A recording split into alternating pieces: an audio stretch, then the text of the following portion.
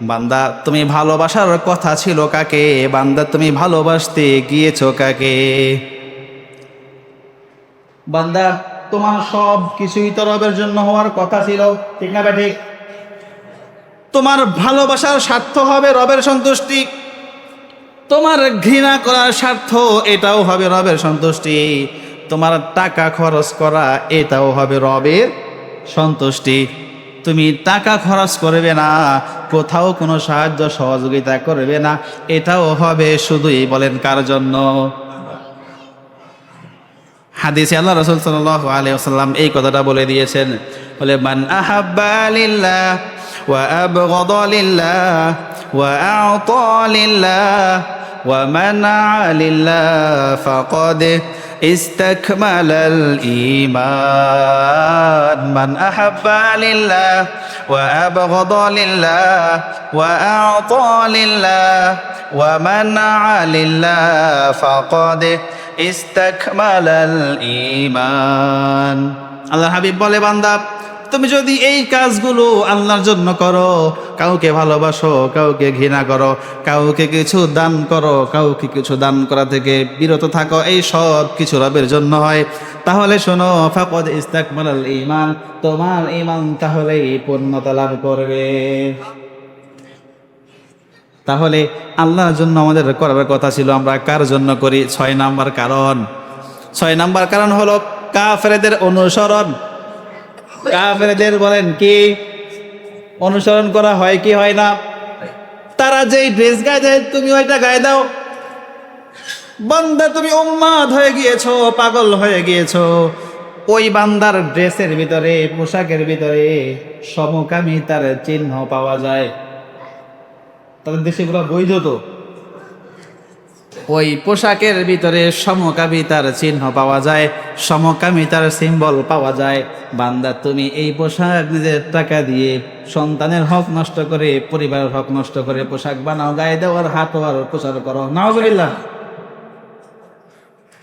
তাদের অনুসরণ শুধু এইটুকু না, কি পরিমাণ অনুসরণ তাদের আপনি চিন্তা করেন।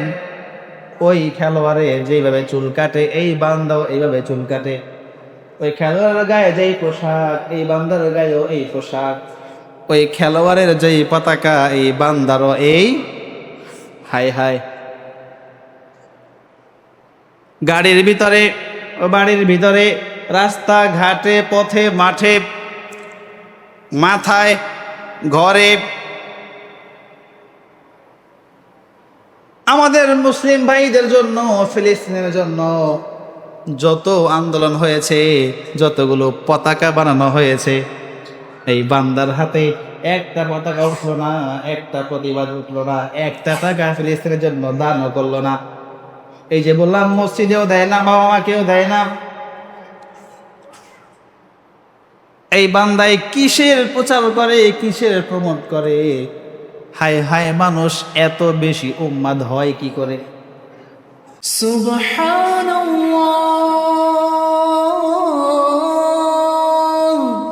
ওয়ালহামদুলিল্লাহ ওয়ালা ইলাহা ইল্লাল্লাহ। সম্মানিত উপস্থিতি, এমন এক সময়ে আমরা এসে উপনীত হয়েছি, যেই সময়ে দুনিয়ার কোনো কাজ করা এত সহজ নয়, গুনাহ করাটা যত সহজ।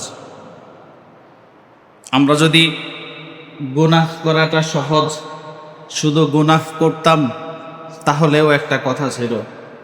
অবস্থা হয়েছে এমন, এখন আমরা গুনাহকে গুনাহি মনে করি না, কিছু গুনাহকে আমরা গুনাহি মনে করি না। এখন আমাদের বিগত সময়ে, নির্বাচনের সময় আপনারা দেখেছেন, যাদের থেকে আমরা আশা করি নাই, এরকম অনেক আমাদের নেতার কাছ থেকে নির্বাচনী সঙ্গীত এসেছে, গজল এসেছে, বাজনা সহ। আপনারা দেখেছেন না? এগুলো যারা প্রচার করেছে তারা কিন্তু গুনাহ মনে করে প্রচার করে, ঠিক না? আচ্ছা, এরকম অনেক কিছু হাজার হাজার মানুষ প্রচার করেছে না? কি বলেন, শেয়ার করেছে কিনা? আমার পছন্দের প্রার্থীর সঙ্গীত আমার সামনে পড়েছে, আমি শেয়ার করে দিলাম। এটার ভিতরে যে বাজনা আছে এটা যে হারাম এটা আপনারাও জানেন, এটা নিয়ে কারো কোনো মত পার্থক্য নাই। এই যে আমরা শেয়ার করলাম ইসলামিক দলের প্রার্থী, এটা কিভাবে সম্ভব হয়? গুনাহটাকে এত সহজ করে নিলাম আমরা, নাউজুবিল্লাহ করে দিলাম। এখন গুনাহ সামনে আসছে কিভাবে? খেলার নামে। বলেন কিসের নামে? খেলার নামে। আজকে আমরা এই বিষয়ে জানবো। প্রিয় ভাই, আপনাদেরকে সতর্ক করা যে কি পরিমাণ জরুরি। ঈমান হারা হয়ে যাচ্ছে, মানুষের খবরই নেই। আল্লাহ রাসূল সাল্লাল্লাহু আলাইহি ওয়াসাল্লামের একটা হাদিস মনে পড়েছে। আল্লাহ রাসূল বলেছেন, শেষ জমানায় এমন একটা সময় আসবে, তোমরা ইয়াহুদি, খ্রিস্টান, নাসারা এদের অনুসরণ করবে। কেমন ভাবে? বলে প্রত্যেক বিগত হাত পরিমাণ। কি বোঝাইছে? মানে বরাবর। নাউজুবিল্লাহ। বলে তারা যা করবে তোমরাও তা করবা, যা তারা যেভাবে তোমাদেরকে বলবে তোমরা সেগুলোই করবা, তাদের অনুসরণ এমন ভাবে তোমরা করবা। আল্লাহ রাসূল আবার ভেঙে পরের শব্দে বলেন, যদি তারা দুই সাপের গর্তেও ঢুকে যায় তোমরা সেখানেও ঢুকে যাইবা। নাউজুবিল্লাহ। আল্লাহ রাসূল কি বুঝাইছেন বলেন তো? মানে আমরা এত পরিমাণ তাদের অনুসরণ করব আমাদের অজান্তে। আচ্ছা, দাজ্জাল যে আসবে পৃথিবীতে, ৯৯ ভাগ মানুষ দাজ্জালের অনুসারী হবে। কিভাবে? মনে করছেন সব দিনে খালি ফিরে তার দলে নিব এরকম না, আপনি অজান্তেই তার অনুসারী হয়ে গেছেন, আপনার খবর নাই, তোমার ঈমান নাই তো। তাকে দেখলে সেটা দাজ্জাল, তার কপালে কাফের লেখা থাকবে, আপনি চিনবেন ওই না। কিভাবে? এইভাবেই একটু করে গুনার দিকে যাইতে যাইতে গুনাহকে আপনি সহজ মনে করতে করতে আপনার ঈমান কোন দিক দিয়ে চলে গেছে আপনার খবরও নাই। আপনাদেরকে অনেক আগে একটা হাদিস শুনেছিলাম, শেষ জামানায় একটা সময় আসবে, মসজিদ ভর্তি ভরপুর মুসল্লি থাকবে। এই মসজিদের যিনি নামাজ পড়ান স্বয়ং ইমাম সাহেব নিজেও মুরতাদ, মুসল্লির সবাই মুরতাদ, কেউ জানে না। নাউজুবিল্লাহ। এটা তো আমি বলি না, আল্লাহ রাসূল বলে গেছে এভাবে হবে। আমাদেরকে সতর্ক হওয়া দরকার আছে না নাই বলেন? প্রিয় ভাইয়েরা, যে খেলা আমাদের সামনে আসছে বিশ্বকাপ ফুটবল খেলা, এই খেলা নিয়ে যারা খেলে বিশ্বাস করেন তাদের মধ্যেও এই পরিমাণ উন্মাদনা নাই আমাদের দেশের মানুষের মধ্যে যেই পরিমাণ উন্মাদনা, পাগলামি, হায়রে জাতি। অথচ তাদের সাথে আমাদের না কোনো সম্পর্ক, না কোনো কিছু। ওরা খেলছে চলে গেছে, ওদের দেশে দেখবেন এত নাচানাচি নাই। এদের দেশেও এদের সমর্থনে এত পতাকা ওঠে না, আমাদের দেশে যতগুলো ওঠে। তারা চুপচাপ গুনাহ করে চলে যায় ঘরে, আপনি আমি, কেউ হাসপাতালে, কেউ থানায়, কেউ বাড়িতে মারামারি পিটাপিটি, কেউ আত্মহত্যা। ঠিক না ব্যাঠিক? কি পরিমাণ উন্মাদ হইলে মানুষ এগুলো করতে পারে। প্রিয় ভাইয়েরা, আমরা ভুলে গিয়েছি এটা যে মুসলমানদের, মুমিনদের কোনো খেলা না, এটা ঈমান বিধ্বংসী একটা আয়োজন। আমরা মনে করেছি এটা তো খেলা। ভাই, আপনার আর আমার যে খেলা, এইটা কি সেই খেলা? আপনি এটাকে খেলা বলে তো সহজ করে দিলেন কেন? আমার কথা কি আপনারা বুঝছেন?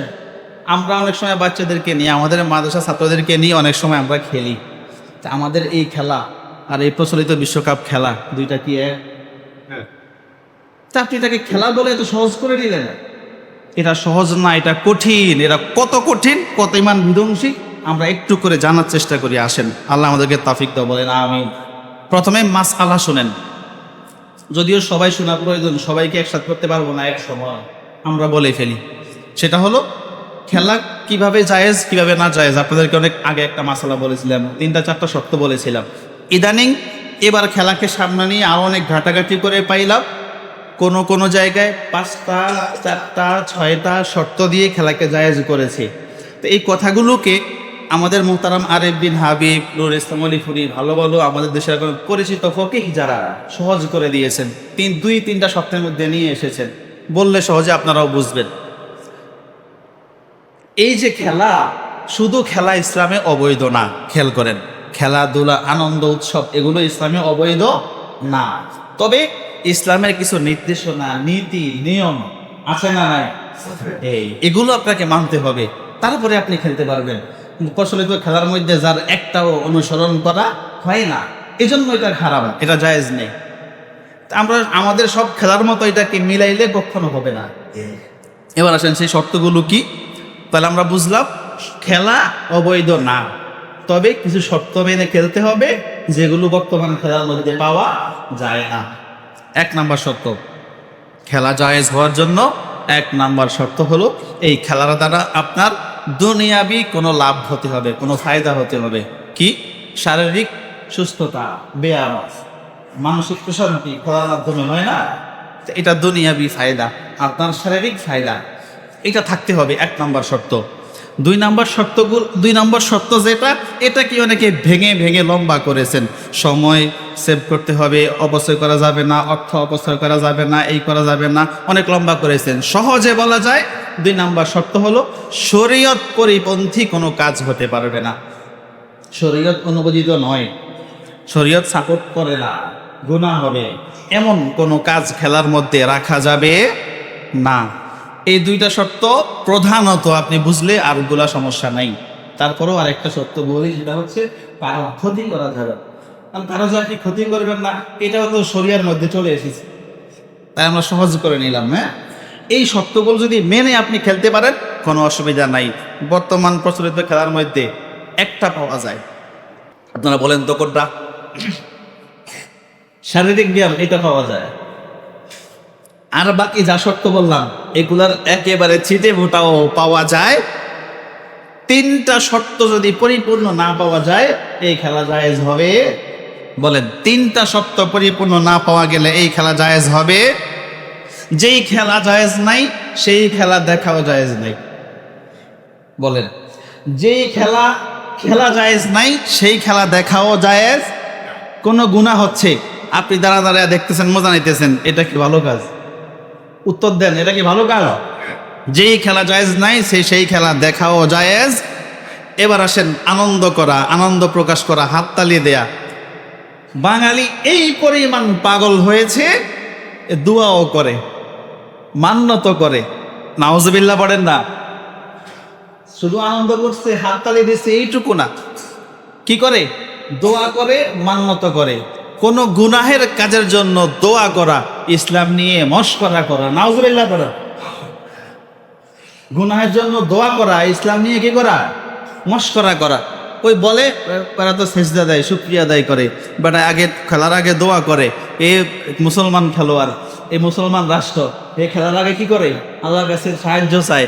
তো এটা আপনার কাছে ভালো লেগেছে, তা আমি বলি এটা হচ্ছে বিসমিল্লাহ বলে মদ পান করার মতো।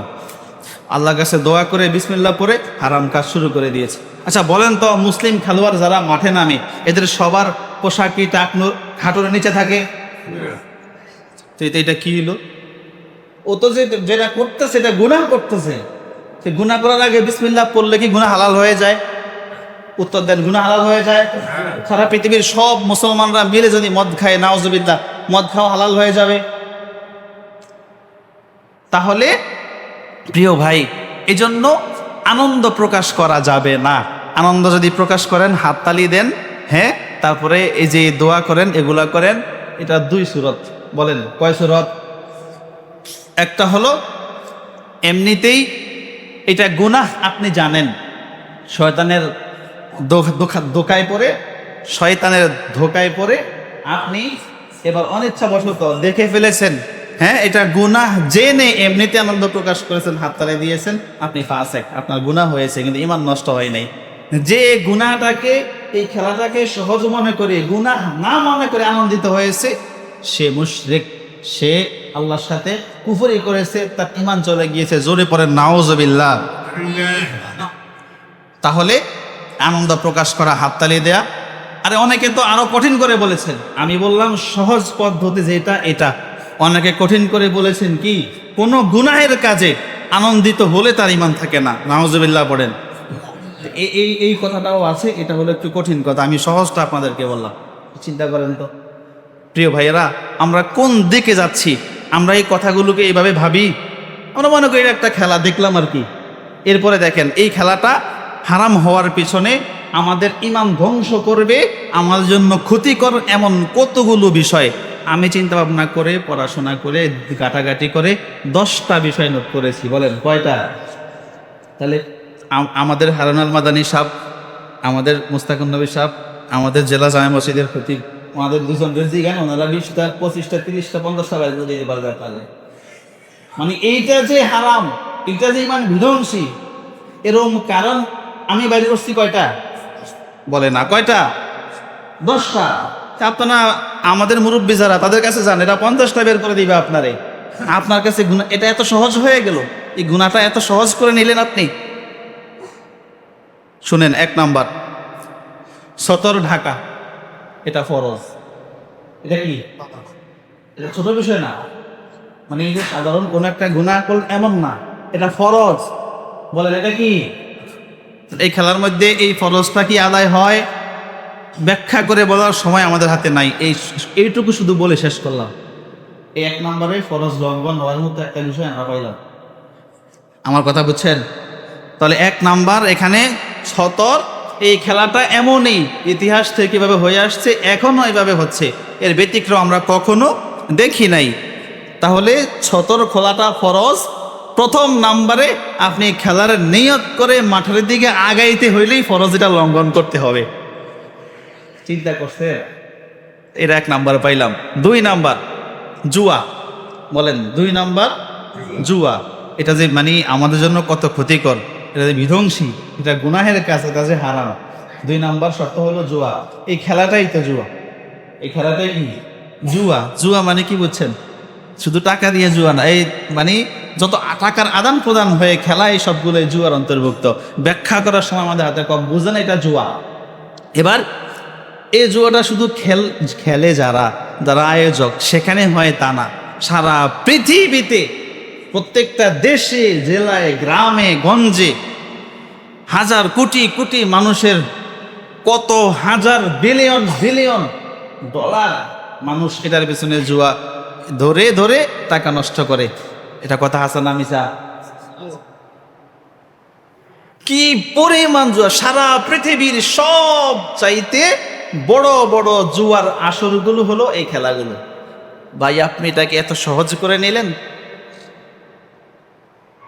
আর আপনি আমি রাস্তার পাশে বসে, দোকানে বসে জুয়া খেলতেছি, এটা তো মিয়া 5 টাকার জুয়া।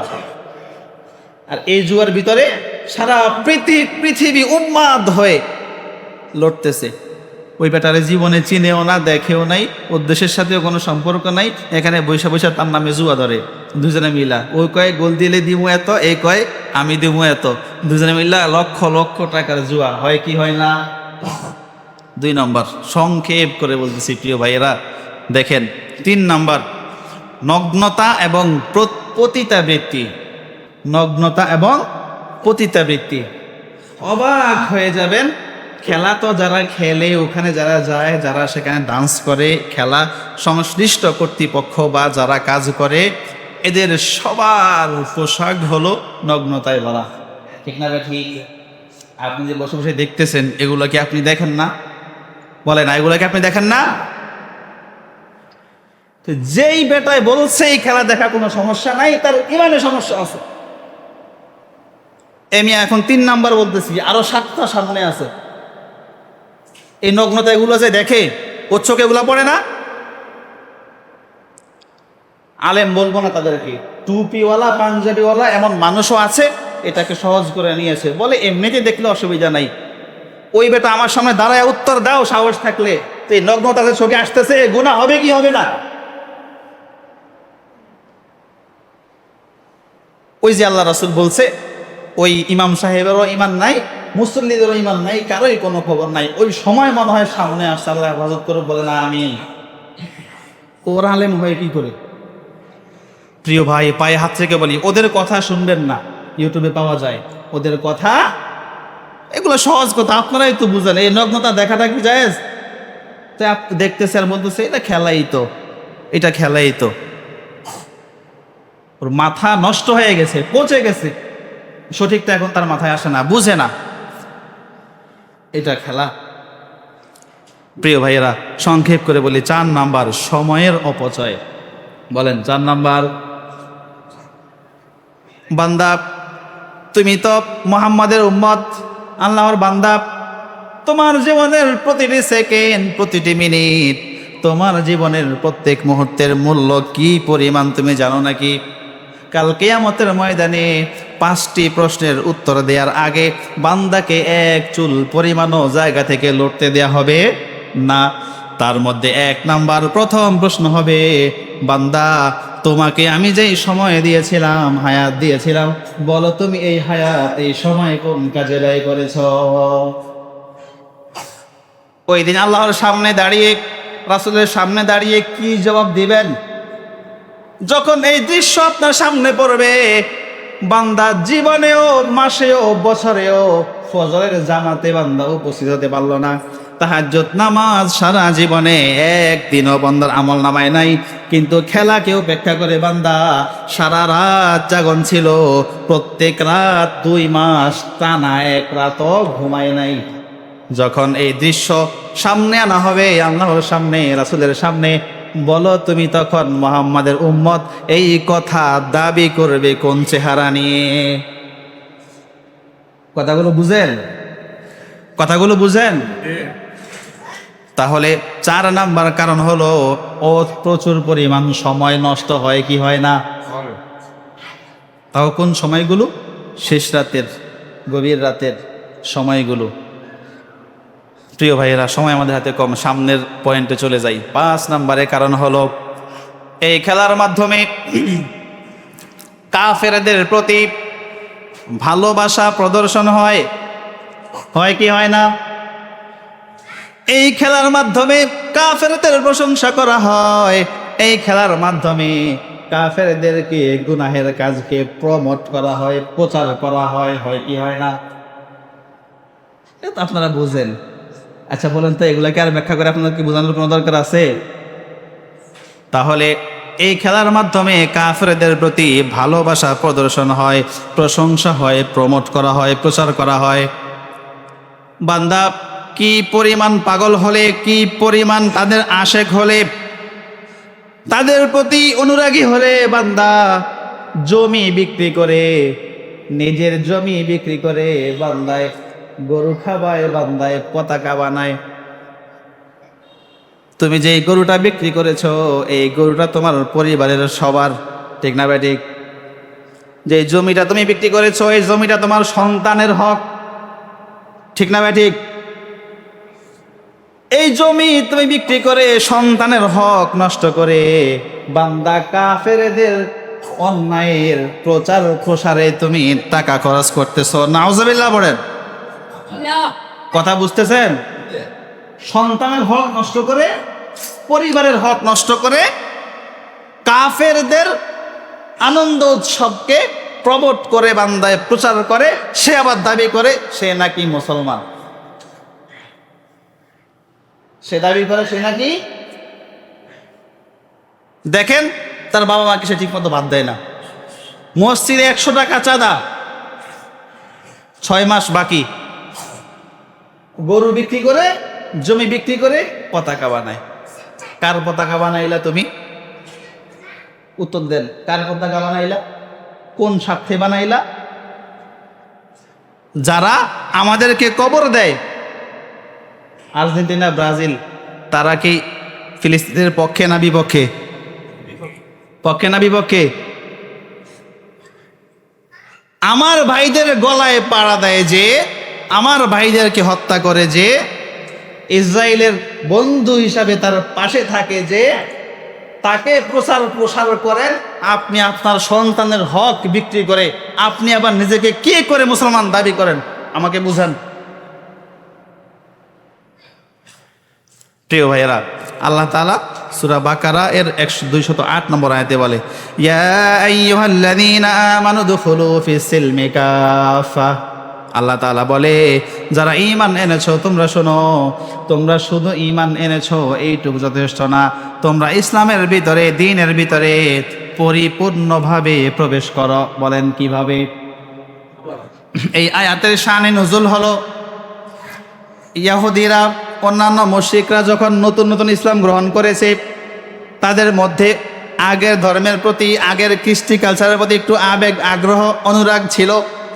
আল্লাহ রাসূলকে প্রশ্ন করে, ও আল্লাহর রাসূল, আমরা তো এখন ওই ধর্ম মানি না, আমরা এখন ওই ধর্মের এগুলো আমলও করি না, শুধু এমনিতেই একটু ভালো লাগা হলে কোনো অসুবিধা আছে নাকি? তখন আল্লাহ আয়াত নাজিল করে দিয়েছে। আর আপনি বলেন এই গুনাহকে এমনি সাপোর্ট করলে কিছু হয় না। আল্লাহ তখন এই আয়াত কি করেছেন, এরপরে আল্লাহ রাসূল আয়াতটা কি, তোমরা ইসলামে পরিপূর্ণ প্রবেশ করো, কোনো অনুরাগ থাকতে পারবে না, কোনো সাপোর্ট থাকতে পারবে না, কোনো কোনো কিছু এক বিন্দু পরিমাণও খুব ভালো লাগা থাকতে পারবে। এটা আল্লাহর কোরআনের আয়াত।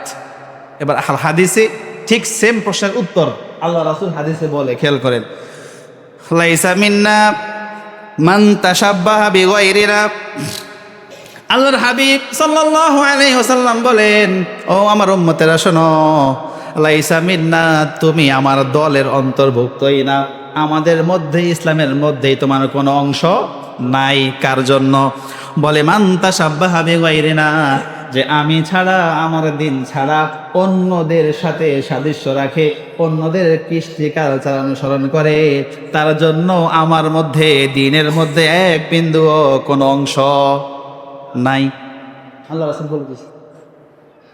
আরেকটা হাদিস শুনেন, মান তাশাব্বাহা বিগাইরিন ফাহুয়া মিনহুম। বলে শোনো, যেই ব্যক্তি অন্য কোন জাতি, ধর্ম, বর্ণের সাথে সাদৃশ্য অবলম্বন করবে, সে তাদের দলভুক্ত হিসাবে অন্তর্ভুক্ত হবে এবং কিয়ামতের ময়দানে এই বান্দাকে তাদের সাথেই উঠানো হবে। নাউজুবিল্লাহ বলো। আল্লাহ রাসূলের হাদিসগুলো শুধু আপনাদেরকে পড়ে পড়ে শোনাচ্ছি। বান্দা, তুমি ভালোবাসার কথা ছিল কাকে? বান্দা, তুমি ভালোবাসতে গিয়েছো কাকে? বান্দা, তোমার সব কিছুই তো রবের জন্য হওয়ার কথা ছিল, ঠিক না ঠিক? তোমার ভালোবাসার স্বার্থ হবে রবের সন্তুষ্টি, তোমার ঘৃণা করার স্বার্থ এটাও হবে রবের সন্তুষ্টি, তোমার টাকা খরচ করা এটাও হবে রবের সন্তুষ্টি।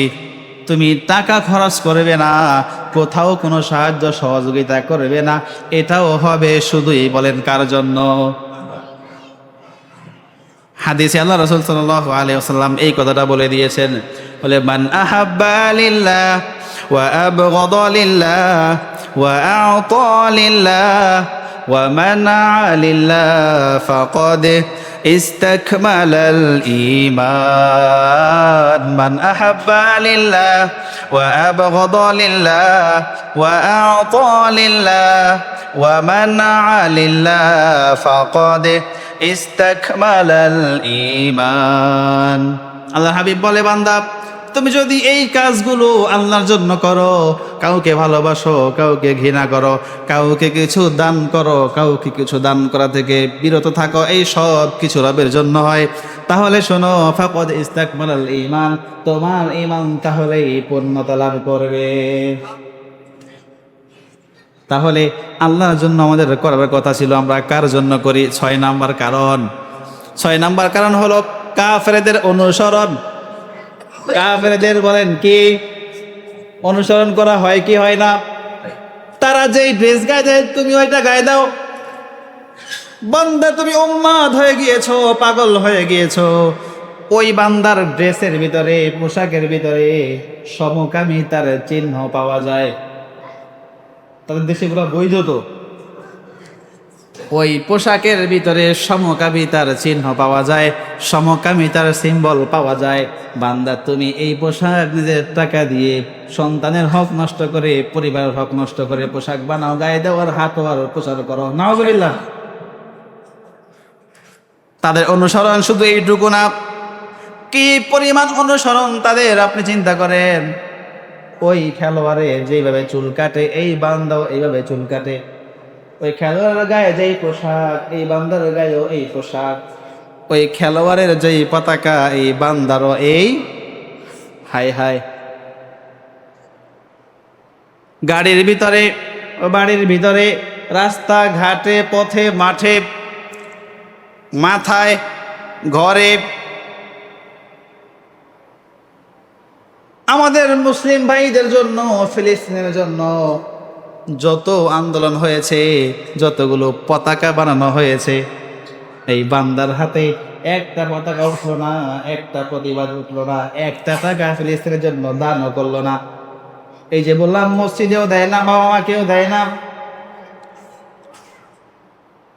এই বান্দায় কিসের প্রচার করে, কিসের প্রমোট করে? হায় হায়, মানুষ এত বেশি উম্মাদ হয় কি করে? এত বেশি পাগল মানুষ হয় কিভাবে? আল্লাহ তাআলা বলে, ওয়ালা তুতিল কাফিরিন ওয়াল মুনাফিকিন, শোনো তোমরা কাফের মুনাফিকদের অন্তর্ভুক্ত হইও না, এদেরকে অনুসরণ করো না। এবার শোনেন, 7 নাম্বার কারণ হলো জুয়ার 6 লাভ হয়ে যায়। জুয়ার হয় কি হয় না? আচ্ছা, এটা তো আমরা বলছি। এবার দেখেন 8 নাম্বার কারণ হলো অর্থ অপচয়। অর্থ অপচয় কি পরিমাণ হয়?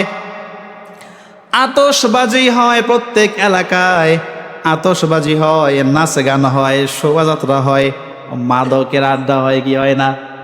প্রত্যেক মোড়ে মোড়ে টিভি লাগানো হয় কি হয় না? বড় বড় স্ক্রিন লাগানো হয় কি হয় না? বলেন, দেশের সম্পদ নষ্ট হয় কি হয় না? কারণে লোডশেডিং দেখায়, বলে মসজিদে এসি বন্ধ রাখবেন। হায় রে বান্দা, আমাদের দেশেরও এটার উপরে কড়া নির্দেশনা, এটা বন্ধ করার পিছনে নাই। আপনারা তো আরো খুশি, বাস চলতেছে উন্মাদনা, পাগলামি, কাফেরদের প্রমোট, বড় বড় স্ক্রিন লাগায়া দেখতেছে, নাচ গান, উলঙ্গ বেহায়াপনা, সমকামিতা প্রমোট চলতেছে, মদ জুয়ার আড্ডা এগুলো সব চলতেছে, আমাদের দেশের সম্পদ নষ্ট করে। কি রে ভাই, মানুষ এত পাগল হয় কি করে? আল্লাহ তাআলা বলেন, ইন্নাল মুবাযযিরিনা কানু ইখওয়ানা শায়াতিন, শোনো, এইভাবে যারা অনর্থক অযথা অর্থ অপচয় করে, এরা সবাই হলো শয়তানের ভাই। এইটা আমরা কিন্তু বলি নাই। গত জুমায় কোন প্রসঙ্গে যেন বলছিলাম, তারা শয়তানের খালতো ভাই। ও খালতো ভাইটা আমরা একটু দূরে নিয়ে বললাম। আল্লাহ নিজে বলে এরা শয়তানের ভাই। আরে নাউজুবিল্লাহ বলেন না। সূরা বানী ইসরাঈলের 27 নম্বর আয়াত আল্লাহ বলে, ইন্নাল মুবাযযিরিনা কানু ইখওয়ানাশ শায়াতিন। ওই যে বললাম, কিয়ামতে 5টা প্রশ্ন করা হবে বান্দাকে। এই 5 প্রশ্নের উত্তর দেওয়ার আগে বান্দাকে এক চুল পরিমাণ নড়তে দেওয়া হবে না। এক প্রশ্ন একটু আগে বললাম, আরেক প্রশ্ন হলো এটা, বান্দা যে অর্থ সম্পদ টাকা তোমাকে দিয়েছি, এই টাকাগুলো তুমি কোন পথে ব্যয় করেছো? কি উত্তর দিবেন বলেন? বান্দা, আল্লাহ রাসূল সাল্লাল্লাহু আলাইহি ওয়াসাল্লাম বলে, মুমিন বান্দা কখনো অর্থহীন ভাবে একটা গাছের পাতাও ছিঁড়তে পারে না। আর তুমি এগুলা করে করে কাফের মুশরিকদের প্রমোট করো। নিজের এক বিন্দু স্বার্থ থাকলেও তো মেনে নিতে পারতাম প্রিয় ভাইয়েরা। মানে আমার মাথায় আসে না যে এটা কিভাবে সম্ভব। মাঝে মধ্যে যে আসার সময় দেখি যে পথে পথে ভাবি, এটা কিভাবে সম্ভব? মানুষ এত অসচেতন হয়। আচ্ছা, আপনারা বলেন তো, আমাকে একজনে বলতে পারবেন যে আমার এই ফায়দাটা হয়েছে? কেউ বলতে পারবো? ক্ষতি কতগুলো আছে বলে শেষ করা যাবে? এবার শুনেন 9 নাম্বার কারণ। 9 নাম্বার কারণ হলো, বান্দা মারামারি, শত্রুতা, এইগুলো তো অনেক দূরে। হাই হাই কি পরিমাণ একে অপরের বিপরীত ঝগড়াঝাটি, তুচ্ছ তাচ্ছিল্য, গালমন্দ, এগুলা আছে না নাই? অমুকে করে এই দল, এমুকে করে এই দল, পরিবারের ভিতরেও ঝগড়া হয় কি হয় না? ভাই নিজেকে প্রশ্ন করেন, এটা কি? এই যে নিজেদের ভিতরে ঝগড়াঝাটি করতেছেন, এটা কি হারাম না? কবিরা না? আত্মীয় স্বজন সম্পর্ক বিচ্ছিন্ন করা। আচ্ছা, এটা যদি আপনার জায়গা জমে নিয়ে হইতো তাহলে বুঝলাম এখানে স্বার্থ আছে। এটা কি স্বার্থে করতেছে? আল্লাহ তাআলা পবিত্র কোরআনে বলে, শোনো, ইয়া আইয়ুহাল্লাযীনা আমানু লা ইয়াসখর কওমুম মিন কওমিন আসা আন ইয়াকুনু খায়রাম মিনহুম। হিংসা করবে, মারামারি করবে, গালমন্দ করবে অনেক দূরে। শোনো, তোমরা কেউ কোনো কাউকে নিয়ে সামান্য ব্যঙ্গাত্মক কোনো ছোটখাটো উপহাসও করবে না। কারণ হতে পারে বান্দা তোমার কাছে সে উপহাসের পাত্র হলেও রবের কাছে হয়তো সে তোমার চেয়ে প্রিয়। আল্লাহ তাআলা এটা আমাদেরকে বলছেন। সর্বশেষ 10 নাম্বার কারণ। 10 নাম্বার কারণ হলো মানুষকে কষ্ট দেয়া। রাত 2টা বাজে, 1টা বাজে, 12টা বাজে, 3টা বাজে, খেলাগুলো যখন হয়, বান্দা যখন গোল হয়, খেলায় জয় হয়, কি পরিমাণ আতশবাজি হাততালি দেয় বলেন তো, মানুষের কষ্ট হয় কি হয় না? বান্দা রাতে মিছিল বের করে, এত আওয়াজ, বিকট শব্দ, বলেন তো প্রত্যেক বাড়িতে বাড়িতে এখন শিশু বাচ্চা এবং অসুস্থ রোগী মানুষ আছে না নাই? তাদের কষ্ট হয় কি হয় না? বান্দা তুমি তোমার মানুষের কষ্ট দাও, তোমার প্রতিবেশীকে কষ্ট দাও, কষ্ট দিয়ে দিয়ে গুনাহ কামাও, জাহান্নামের দিকে হাঁটো, এর বেনিফিট কি তুমি আমাকে বোঝাও। কে বলতে পারবে? তাহলে এই কাজগুলো আমি গত বিশ্বকাপে দেখেছিলাম, ওই যে কাতারে যেটা হয়েছিল, হ্যাঁ, আরো 3-4 বছর আগে এক জায়গায় যাচ্ছিলাম, পথ বন্ধ। পথ বন্ধ কেন? তো জাম যখন লাগে, সামনে কি, তো পিছনের ওলা দেখে না, ঠিক না? সামনে কি হচ্ছে, যারা সামনে থাকে তারাই দেখে, আমরা পেছনওয়ালারা কি দেখি না।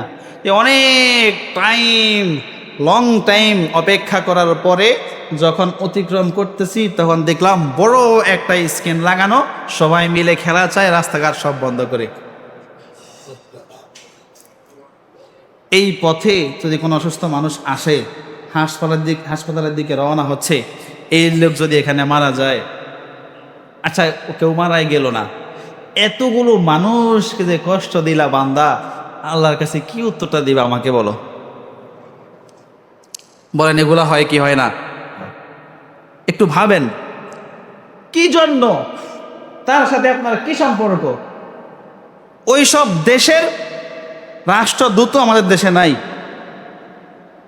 আমাদের নামও তারা জানে না, আমাদেরকে চেনেও না, না আছে রাষ্ট্রীয় সম্পর্ক, না আছে রাজনৈতিক সম্পর্ক, না আছে সামাজিক সম্পর্ক, না আছে আর্থিক কোনো সম্পর্ক, না আছে ধর্মীয় কোনো সম্পর্ক। আছে কি আছে? তারা ইহুদি খ্রিস্টান, তারা সমকামীর পক্ষে, তারা ইসরায়েল প্রতিষ্ঠার পক্ষে, তারা ফিলিস্তিনের বিপক্ষে, তারা ইসলাম বিদ্বেষী, এই সবগুলো আছে। আপনার কাছে এটা দেখে কি ভালো লেগেছে এত বেশি? আপনি যাদের প্রমোট করতেছেন, প্রচার করতেছেন, নিজেকে জিজ্ঞাসা করেন, উত্তর পাবেন। কি করে এই খেলাকে সহজ করে দেয় আমার মাথায় আসে না।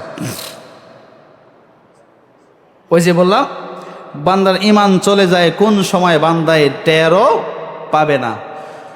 সংক্ষেপে বলে ফেলি, আমাদের করণীয় দেখেন, 1 নাম্বার করণীয় হলো এই খেলা দেখা এবং খবর দেখা দুইটাই বর্জন করব, বলেন ইনশাআল্লাহ।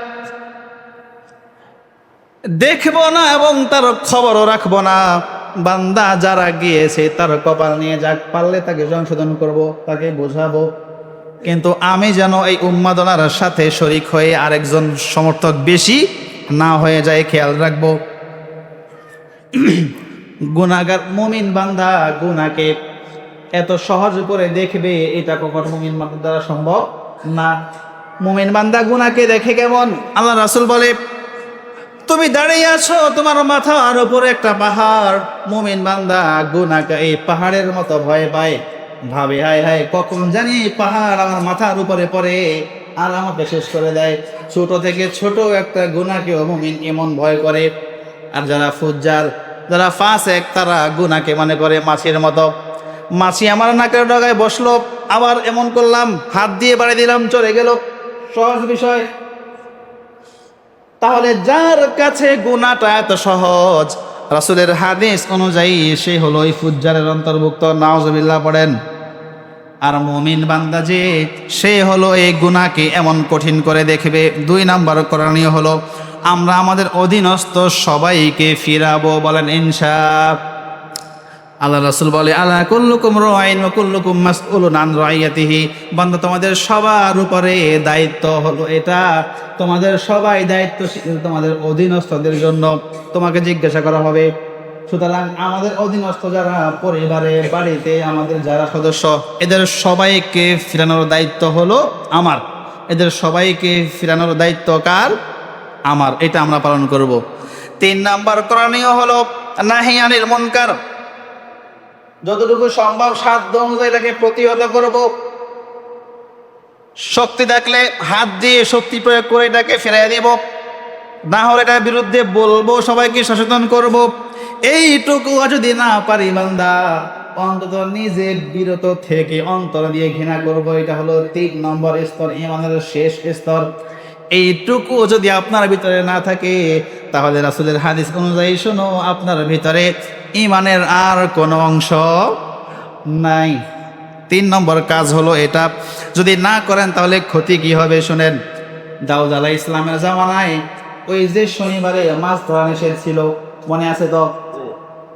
যারা মাছ ধরেছে এরা বানর হয়েছে, সাথে আরেক ভাগ মানুষ বানর হয়েছে, যারা এদেরকে বারণ করা থেকে বিরত ছিল।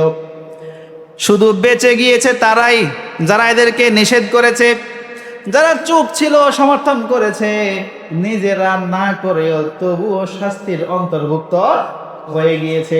সুতরাং আপনি শুধু নিজে বাঁচবেন না, বরং এটাকে সবাইকে বাঁচানোর ফিকির আপনাকে করতে হবে। এবার শেষ কথা শুনেন, 1 মিনিটে বলে ফেলি। এবার আপনি বলবেন, হুজুর সব জায়গায় ইসলাম এমন টেনে আনেন কেন? খেলাধুলা থাক না, বাদ দেন, কি দরকার ছিল এটা বলার? শুনেন, আপনাদেরকে আমি একটা আয়াত শোনাই। সূরা আনআমের 162 আয়াত, আল্লাহ তাআলা বলেন, কুল ইন্না সলাতি ওয়া নুসুকি ওয়া মাহইয়ায়া ওয়া মামাতি লিল্লাহি রাব্বিল আলামিন। এই আয়াতটা, এই দোয়া আমরা পড়েছি কুরবানির সময়, কুরবানি করার আগে দোয়া, এটাও পড়া সুন্নাত। এটার অর্থ কি?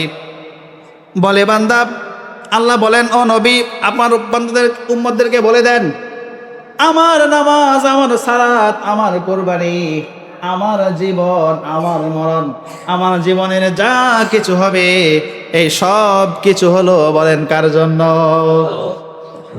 এই জীবনে কিছুই চাওয়ার নেই তো আর, আমারই জীবন, আমার মরণ সবই তোমার। আমারই জীবন, আমার মরণ সবই তোমার। আমার সব কিছু যদি রবের জন্য হয়, তাহলে বলেন আমার সব জায়গায় ইসলাম দরকার আছে না নাই? বান্দা, তোমার প্রত্যেকটা মুহূর্ত রেকর্ড হয়, কিয়ামতের ময়দানে তোমাকে দেখানো হবে। তোমার সব মুহূর্ত যদি রেকর্ড হয়, তাহলে বলো তোমার সব জায়গায় ইসলাম দরকার আছে না নাই? বান্দা, তোমার প্রত্যেকটা সেকেন্ডের হিসাব নেওয়া হবে, প্রত্যেকটা পয়সা অর্থের হিসাব নেওয়া হবে, জীবনের সময়ের প্রত্যেকটা মুহূর্ত তোমার হিসাব হবে কি হবে না? সব কিছুর হিসাব যদি তুমি রবকে দিতে হয়, তাহলে তুমি বলো তোমার সব জায়গায় ইসলাম দরকার আছে না নাই? তাহলে বলেন, এই প্রশ্ন আমরা করব, সব জায়গায় ইসলাম কেন? এই প্রশ্ন আমরা করব। আমাদের সব জায়গায়, আমরা মুমিন হিসাবে, মুসলমান হিসাবে, আমাদের সব জায়গায় ইসলাম অবশ্যই দরকার। আল্লাহ আমাদের সবাইকে সঠিক বুঝদান করো, বলেন আমিন। আর অনেক কথা ছিল, আমাদের হাতে সময় কম, সব কেটে বললাম। আল্লাহ প্রথমে আমাকে, তারপরে আপনাদেরকে আমল করার তৌফিক দিক, বলেন আমিন। যারা সুন্নাত পড়ে নেই, যারা সুন্নাত পড়ে নেই।